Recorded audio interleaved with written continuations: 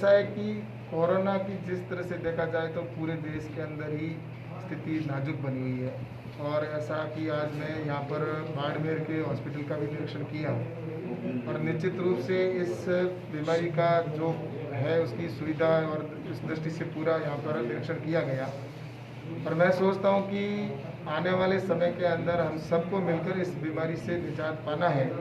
तो इसके लिए सामूहिकता से काम करना होगा। और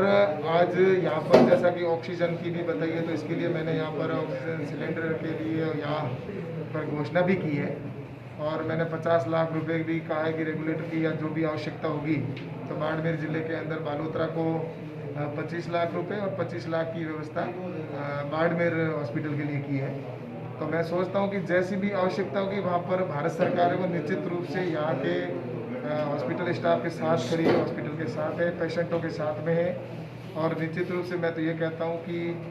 आज जनता को आवश्यकता है ऐसे समय के अंदर उनके साथ में खड़े रहने की, तो निश्चित रूप से मैं ये कह सकता हूँ कि जनता हमारी भगवान है और उनके लिए जो भी हम कर सके उसका हम प्रयास कर रहे हैं। सर, लेकिन राजस्थान के अंदर मैं देख रहा हूँ कि ये कोरोना की जो स्थिति इस तरह से भयावह बनी है, ये अगर समय रहते राजस्थान की सरकार ने ध्यान रखा होता तो मैं सोचता हूँ कि इतनी भयावह स्थिति नहीं बनती। लेकिन सिर्फ राजनीति की गई और उसकी वजह से आज राजस्थान के अंदर ये भयावह स्थिति बनी है कि कोरोना के पेशेंट है वो गाँवों के अंदर भी हो गए।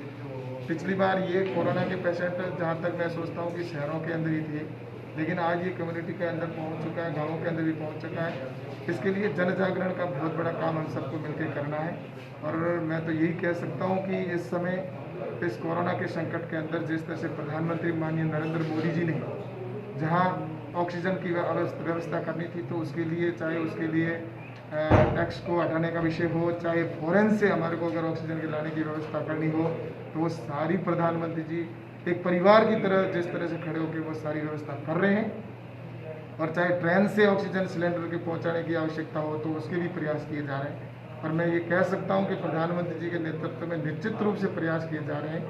कि इस समय देश के अंदर जिस तरह से कोरोना की महामारी फैली है उसको हम खत्म करें। इसके लिए प्रधानमंत्री जी पूर्ण रूप से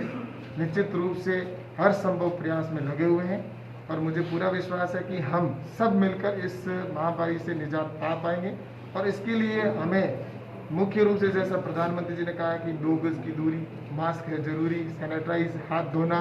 ये हमारे जीवन का अब हिस्सा बनाना होगा। वरना गांव के अंदर देखते हैं कि गाँव के अंदर आज स्थिति है कि कोई व्यक्ति न तो मास्क लगा के खड़ा है और ना ही वो सैनिटाइज का उपयोग कर रहा है। तो मैं सोचता हूँ कि इसके लिए स्वयं हम सबको जागरूक होने की आवश्यकता है। और साथ ही मैं सोचता हूँ कि इसके लिए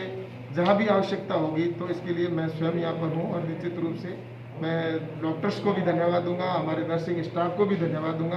कि ऐसी विषम परिस्थितियों के अंदर भी वो खड़े होकर उनके साथ पेशेंट जो है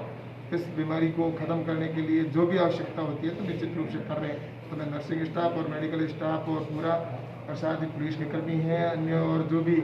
हमारे सफाई कर्मी हैं, उन सबको भी मैं बहुत बहुत धन्यवाद दूँ। मैं प्रारंभ से ही इसकी पूरी मॉनिटरिंग कर रहा हूँ। जहाँ भी पेशेंट्स अगर कोई एडमिट करवाने का विषय है तो भी मैंने पूरी तरह से इसकी मॉनिटरिंग की है, मुझे पूरी एक एक चीज़ की जानकारी है। और ऑक्सीजन के लिए भी मैंने निश्चित रूप से आवश्यकता जहाँ पड़ी तो प्रशासन के मैं संपर्क में हूँ और संपर्क में रहकर मैंने इसके लिए काम भी किया है। और आगे भी जहाँ भी आवश्यकता होगी तो निश्चित रूप से मंत्री जी से भी बात करने की आवश्यकता होगी तो वहाँ पर भी करके, और यहाँ पर मैं ये कह सकता हूँ कि आने वाले समय में ऑक्सीजन की वजह से एक भी व्यक्ति की जान नहीं जाएगी, ऐसा मैं निश्चित रूप से आश्वस्त हूँ। क्योंकि ये जनता हमारी भगवान है और उनके लिए आज ये अवसर है उनके साथ खड़े रहने का। तो मैं निश्चित